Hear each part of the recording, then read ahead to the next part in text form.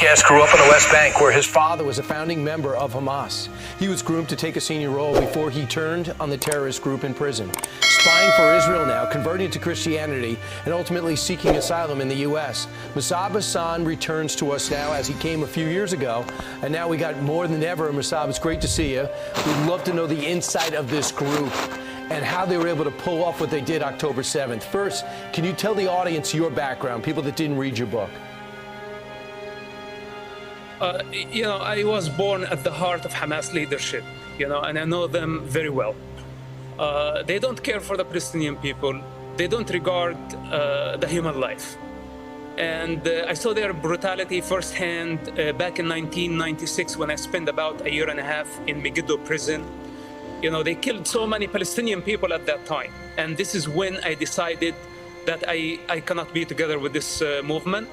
In fact, I asked myself a question: what if they become a ruling party at some point? What will they do? If they succeed in destroying Israel and building their state, what will they do? They will kill our people. And this was the first question, that actually I had to be honest with myself. Even though Hamas gave me advantages, I was like a prince in that world, but I did not like them, and I turned against even my own blood. Because this is how much I did not like Hamas. And today, 25 years later, they are the rulers of Gaza, and we see what they are capable of doing. We saw what happened October 7th. We saw them do what they did to Holocaust victims. They have now over 200 hostages, murdered babies in their cribs, and we see the horror of what they're capable of. Now they've retreated back to Gaza, and a ground incursion is about to happen. Would you recommend Israel do this, and what will they find when they go in? Okay, first of all, we need to evacuate civilians as much as we can. This is an ugly war, and Israel did not start it. Hamas did. First of all, we need to encourage civilians to go into Egypt, possibly women and children, maybe men over 50 years old. These need to get out of the picture. Then the strip need to be cut two pieces, north and south, two parts. The northern part, this is where most of the tunnels are. We need to have a solid siege, okay, for long enough to deplete the enemy and to starve them.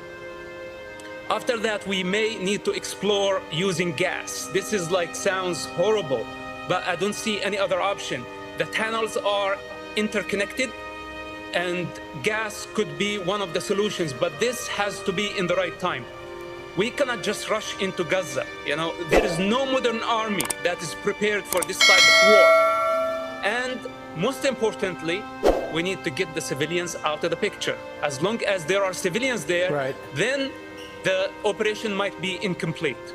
But Musab, you also say it's almost impossible for us to give aid to the Gaza Strip. $100 million we're about to give them and keep it away from Hamas. Don't you agree that that can't work? Look, after we destroy the tunnels, we need to finish Hamas rule in Gaza Strip. This is priority number one. Then we need to replace the regime. Could be the Palestinian Authority, could be the Egyptian government, could be Arab League force. We need to replace their rule in Gaza. After that, we can talk about aid. But as of now, sending any aid is a mistake. So you also believe that this isn't about the Palestinians fighting for their rights and their sovereignty. What is the real mission of Hamas, and what do they really think of the Palestinian people? Hamas is not a national movement. Hamas is a religious movement with a goal to establish an Islamic state. They don't care for nationalism. Actually, they are against nationalism. With that said, my understanding that they are using the Palestinian cause only to achieve their goals, so the long-term goal, transforming the Middle East and the world into an Islamic state. This is Hamas agendas, and they are not hidden, by the way.